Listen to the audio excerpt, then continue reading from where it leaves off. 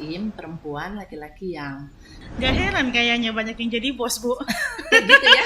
Ya, Chaoseng itu dia penebar agama. Mm-mm. Kalau Wense itu guru agama. Hmm. Kalau Shiese itu selevel pendeta lah gitu ya.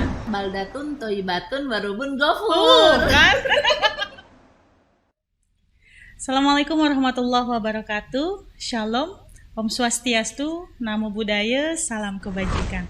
Selamat datang kembali di Sunan, Suara Kerukunan, bersama saya Nanda Khairiyah, tentunya di channel YouTube Info Kerukunan. Teman-teman sekalian, bulan April adalah bulannya perempuan. Dan untuk itu saya sudah menghadirkan seorang tamu yang merepresentasikan gender itu. Kita sama-sama perempuan, sudah ada Bu Lili dari tokoh agama Konghucu. Selamat datang Bu Lili di studio Info Kerukunan. Selamat siang Ibu Nanda. Sehat ya Bu ya? Sehat, makasih. Sehat, semakin bersinar sepertinya dan berseri-seri hari ini Bu. Aduh. Nanti saya minta tipsnya tetap produktif. Saya tidak ingin menyebut usia senja, tapi di usia yang yang sudah lebih matang gitu ya. Makasih. Bu Lili, tadi sudah saya sampaikan di awal bahwa bulan April ini adalah bulannya kita sebetulnya Bu, karena ada momen Hari Kartini ya. Seperti yang kita ketahui, Hari Kartini adalah momen kebangkitan eksistensi dari perempuan Bu. Kemudian beberapa fakta kita dapatkan, let's say ulama ini atau tokoh agama ini tidak banyak yang perempuan Bu, tapi kemudian Bu Lili muncul sebagai tokoh agama perempuan. Saya ingin dulu kita bahas tentang itu, bagaimana sebetulnya kiprah atau pengaruhnya tokoh agama perempuan dalam berdakwah, bertugas dalam kehidupan sehari-hari Bu Lili. Ya, makasih. Jadi sebenarnya di agama Konghucu untuk laki-laki dan perempuan itu sebenarnya posisinya sama ya dan sederajat, karena ada im ada yang. Kita termasuk im perempuan, laki-laki yang. Nah, dan im dan yang ini tidak ada yang lebih tinggi, jadi sama kedudukannya, sederajat dan saling melengkapi.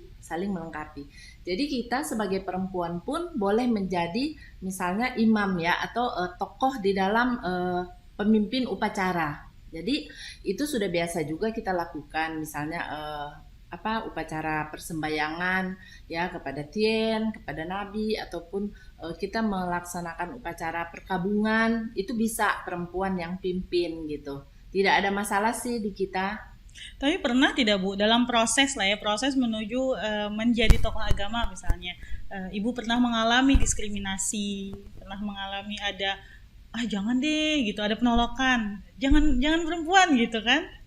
Kalau di kita sih nggak ada sih, malah didorong biar perempuan itu harus maju. Jangan perempuan cuma berkiprah di seputar rumah aja gitu, menjadi ibu rumah tangga gitu. Jadi kalau bisa perempuan-perempuan ayo harus bisa berkarya gitu. Jangan kalahlah sama laki-laki gitu ya. Jadi makanya kita perempuan-perempuan, misalnya nih di FKUB sendiri, dari periode sebelumnya saya menempatkan 3 laki-laki dan 3 perempuan. Di periode yang sekarang juga begitu, perempuannya ada 3, laki-laki 3 gitu. Jadi berimbang gitu. Jadi ada laki-laki dan ada perempuan. Tapi fungsinya kan tetap sama gitu. Iyalah, ya. Fungsi sebagai pengurus, sebagai ulama dan tokoh agama gitu ya. Aduh, saya agak kaku bicaranya. Jadi memang kalau saya melihatnya menjadi tokoh agama perempuan, menjadi perempuan saja ya Bu ya, itu tidak mudah sebetulnya kan. Benar. Perempuan tuh banyak yang kritik, terlalu sibuk dikritik, terlalu di rumah saja juga dikritik gitu kan. Tapi kemudian Ibu muncul sebagai tokoh agama perempuan. Ini menurut saya ini sangat menarik gitu. Yang penting ini Bu, kita bisa membawa diri ya. Jangan misalnya kita sampai kebablasan gitu ya. Misalnya kita berkiprah di luar tetapi hubungan di dalam rumah sendiri terabaikan. Jadi kita tetap, misalnya nih, saya kan sebelum keluar misalnya pagi-pagi harus menyiapkan dulu di rumah nih ya, dari nyapu-nyapu, masak ya. Udah selesai menyiapkan itu semua, baru saya pergi gitu keluar. Nah, pulang bisa nyuci atau apa gitu. Jadi pekerjaan rumah tangga tetap berjalan, pekerjaan di luar rumah juga berjalan gitu.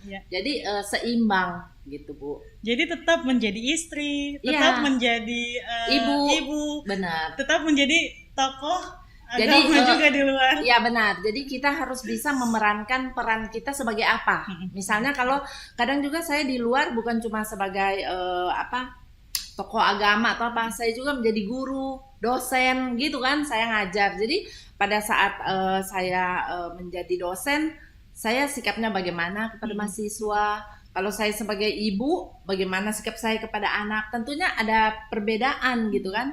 Sebagai istri bagaimana, walaupun misalnya sebagai istri banyak kegiatan di luar, mungkin juga dia lebih banyak penghasilan atau apa, tetapi di dalam berumah tangga itu suami itu tetap harus kita hormati gitu. Jadi jangan sampai kita yang sudah kelihatannya wah banget di luar, ternyata di dalam rumah tuh keropos gitu. Hubungan dengan keluarga sangat rapuh gitu. Jadi kita tetap harus bisa menjaga keharmonisan di dalam rumah tangga maupun keluar. Jadi harus selaras. Kita memang diajarkan tientiren. Jadi apa itu, Bu? Manusia itu harus kita bisa memuliakan hubungan dengan Tuhan, memuliakan hubungan dengan lingkungan, ya. Kemudian dengan sesama manusia. Jadi kita sebagai manusia, kita harus bisa patuh terhadap firman Tuhan dan menjauhi larangan-larangannya, ya. Kemudian untuk lingkungan hidup, ya, dengan alam semesta, kita jangan cuma memakai, ya, menjadi pemakai aja, tetapi kita harus bisa merawat dan melestarikan, ya. Kita harus bisa menjaga. Jangan misalnya kita berbicara, kita harus bisa memuliakan misalnya lingkungan hidup kita, tetapi di sekitar kita kok sampah berantakan gitu banyak banget. Itu berarti kita sudah tidak memuliakan ini lingkungan hidup kan. Nah, itu jadi itu kita harus menjaga baik-baik. Kalau kita memang misalnya zaman sekarang kan misalnya kenapa banyak terjadi longsor. Nah, itu mungkin pohon-pohon ditebang sebelum waktunya, dijadikan tadinya tempat resapan udah dijadikan rumah. Nah, itu hal-hal yang seperti itu gitu. Kita juga kalau mau mengajarkan kepada anak-anak kita misalnya ya memakai air secukupnya. Jangan dia pikir air keran, apalagi cuma air pompa nggak bayar, boleh pakai seenaknya. Ya tidak boleh gitu kan.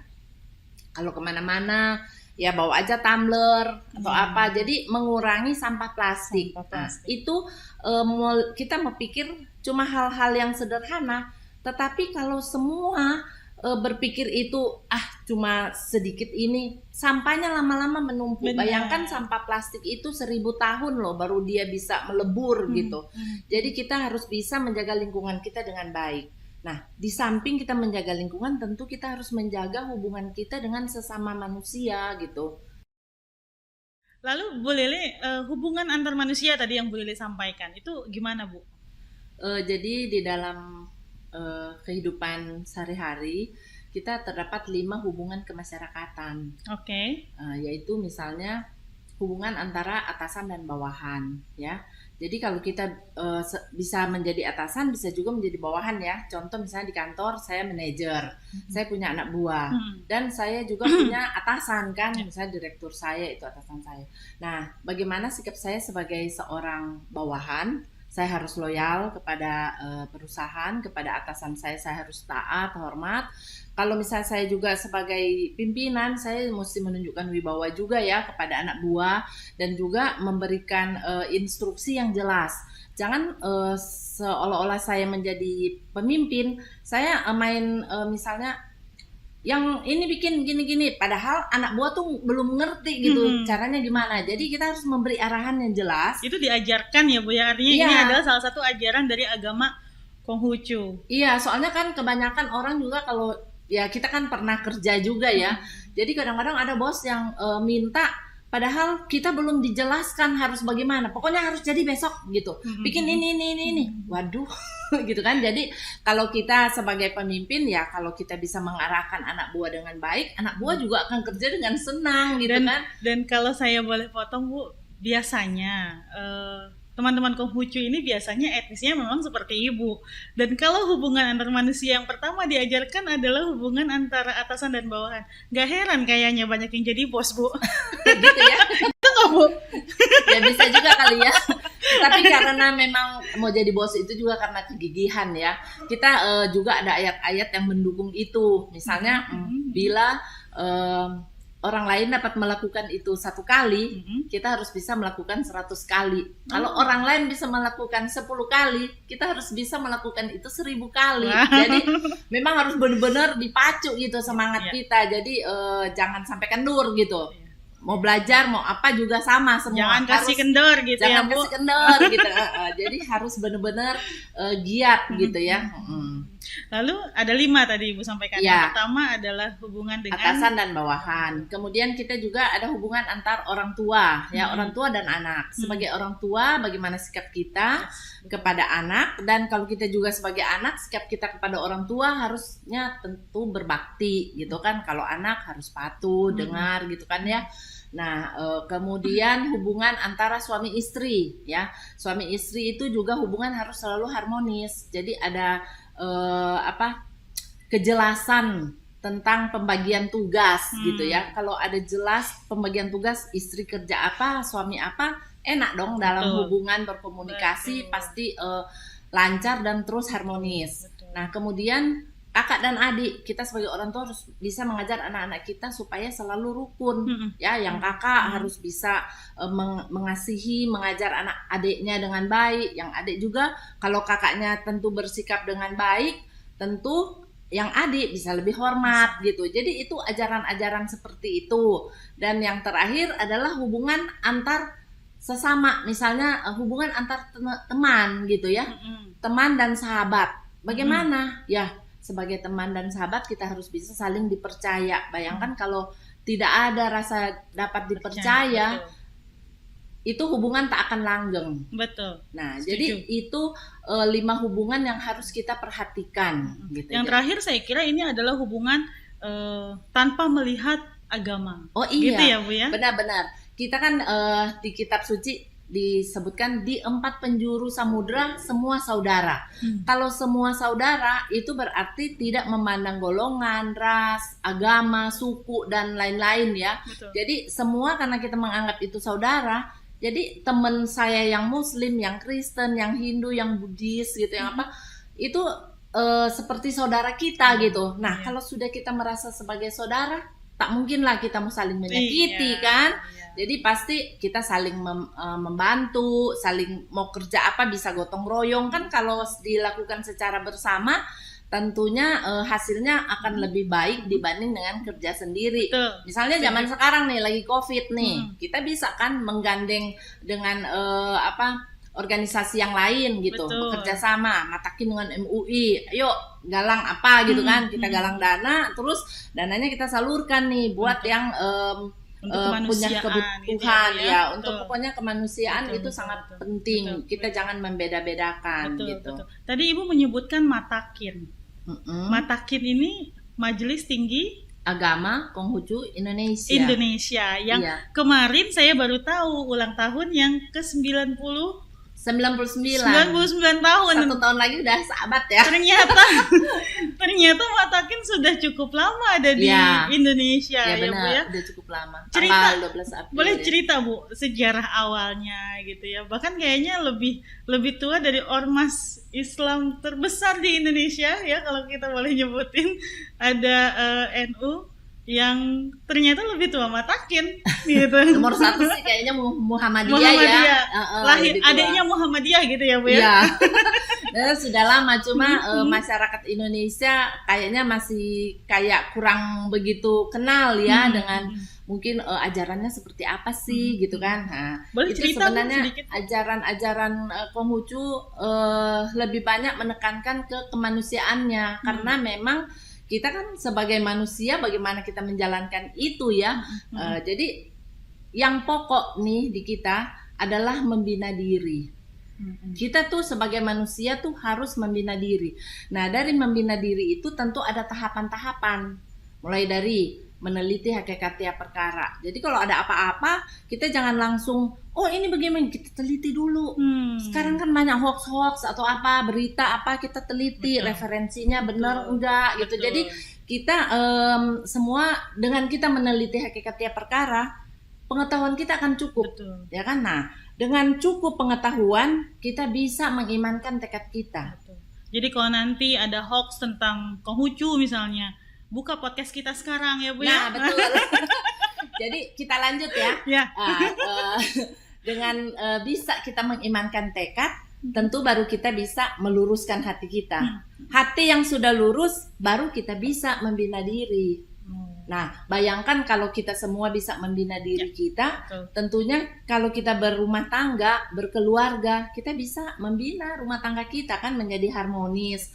Bayangkan kalau setiap rumah tangga itu harmonis, bahagia, sejahtera, negara nggak akan repot loh. Bu. Negara Anaknya akan baik, aman, damai. Betul. Dan kalau semua negara seperti itu, pasti akan tercapai cita-cita Nabi Kungce, yaitu apa? Damai di dunia. Itu cita-cita Nabi, biar semua damai di dunia. Jadi kita semua harus bisa membina diri.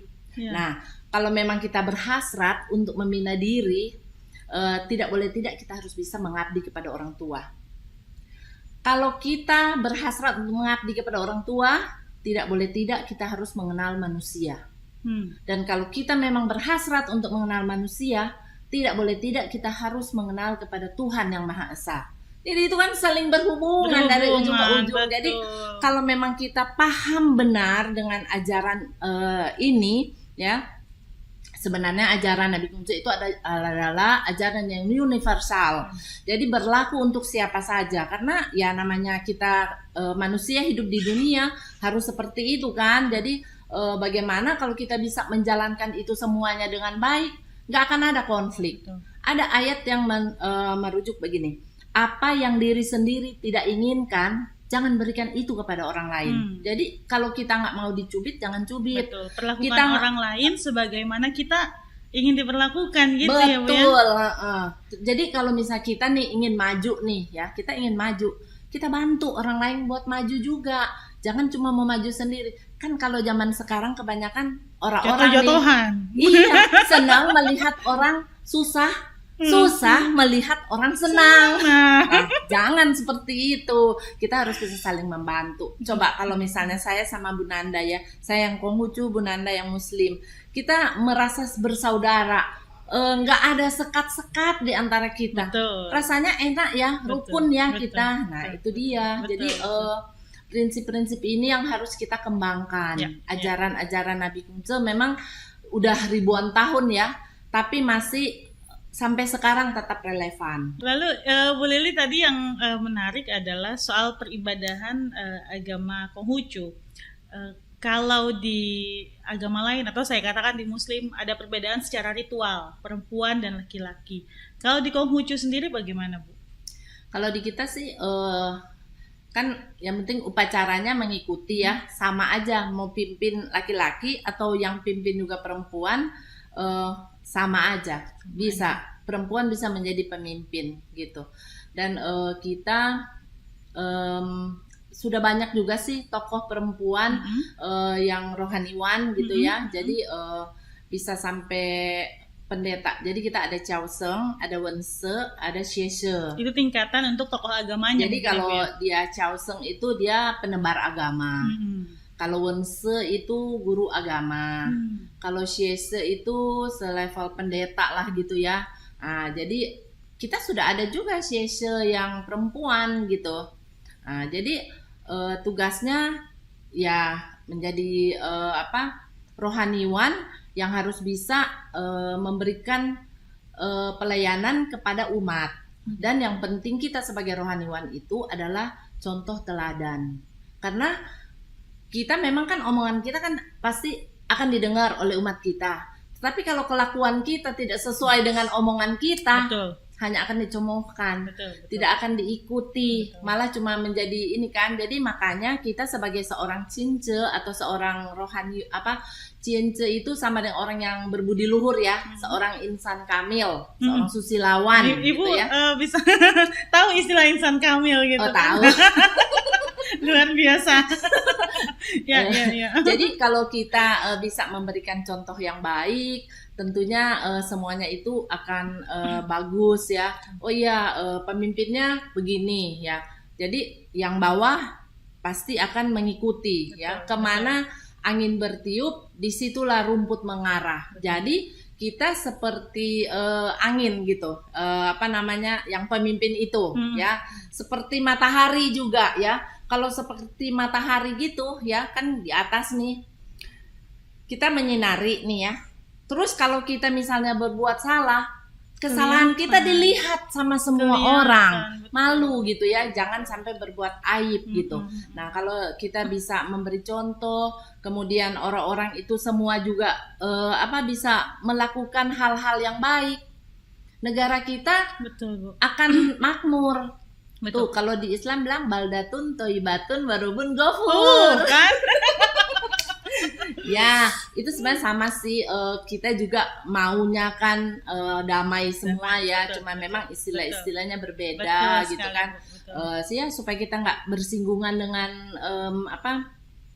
orang lain yang berbeda agama. Kalau di Islam bilang agamamu agamamu, agamaku. Kalau di kita, bila berlainan jalan suci, jangan berdebat. Karena apa? Kalau kita berdebat yang nggak ada ujungnya. Iya, nggak akan ada ujung. Pasti dibilang saya punya paling betul. Enggak, saya punya yang paling benar. Masing-masing yang nggak akan kelar ya kan. Jadi kita harus saling menghormati, harus meningkatkan sikap toleransi. Jadi dengan demikian kerukunan itu dapat kita jaga. Ini kerukunan harus kita rawat nih. Biar Indonesia senantiasa terus aman, damai, kondusif ya kan, dari kita-kita. Apalagi sebentar lagi 2024, Bu. Nah, tahun politik. Tahun panas. Nah, biasanya angkat-angkatnya udah dari sekarang nih, Bu. Ya, benar-benar. Udah mulai-mulai nih. Jadi kita sebagai tokoh agama, saya juga sering bersama tokoh-tokoh agama yang lain, kita memperlihatkan kerukunan di antara kita tokoh umat beragama, supaya yang di bawah-bawah kita, yang di grassroots itu, dia melihat ke atas itu pemimpin-pemimpin kok nggak ada konflik, hidup rukun, harmonis. Jadi dia kan melihat contoh gitu. Jadi balik lagi tokoh agama seperti matahari. Nah, matahari nggak pernah padam ya, Bu. Kalau padam jadi listrik nanti. Yang padam listrik bukan matahari gitu ya. Jadi saya setuju sekali tadi ketika Bu Lili bilang tokoh agama itu dilihat, dicontoh oleh umat gitu ya. Ini menarik sekali, Bu, yang kita bicarakan hari ini. Tapi saya ingin terakhir, Bu, but not least ya, Bu ya. Apa harapan Ibu sebagai tokoh agama perempuan terhadap teman-teman yang perempuan ini, apapun agamanya? Saya sih berharap perempuan-perempuan Konghucu menjadi perempuan-perempuan yang tangguh ya. Jadi tangguh itu dia tuh di dalam menghadapi setiap permasalahan itu tidak lembek gitu ya, dia bisa mencari solusinya. Jadi kita harus tegar ya sebagai seorang perempuan. Jadi bukan cuma misalnya kita di rumah aja misalnya, yang perempuan yang lain tuh bisa berkarya di luar gitu kan, yang misalnya yang sekolah juga yang perempuan kan banyak, yang akademisi. Mari berkarya melalui tulisan-tulisan. Nah, dengan orang membaca tulisan yang memang bermutu ya, itu akan mengubah cara berpikir. Nah, jadi semoga ke depan ini perempuan-perempuan Konghucu ataupun perempuan-perempuan yang beragama lain, pokoknya yang namanya perempuan Indonesia bangkit ya, dan semakin maju. Kita mencontoh Ibu Kartini. Tokoh emansipasi wanita. Jadi tetapi jangan lupa, di luar kita berkarya, di dalam juga harus diperhatikan rumah tangganya biar tetap harmonis.